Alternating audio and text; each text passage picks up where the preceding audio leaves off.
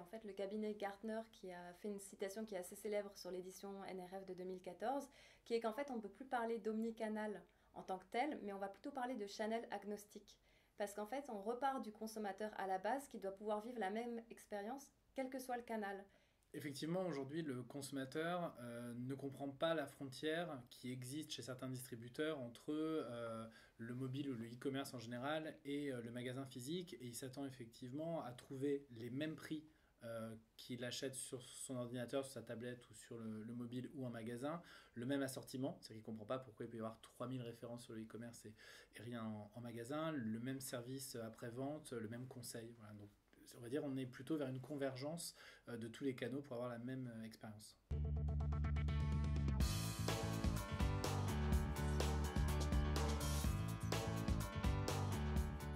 C'est la capacité à agréger des sources extrêmement hétérogènes de données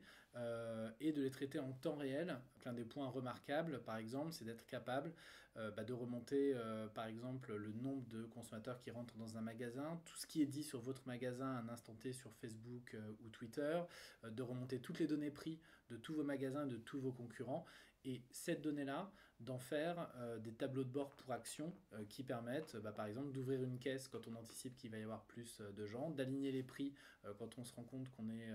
en train de décrocher par rapport à ce qui se passe sur sa zone de chalandise, et ainsi de suite. Une innovation qui est issue des recherches IBM, qui permet à la personne de rentrer son pseudonyme Twitter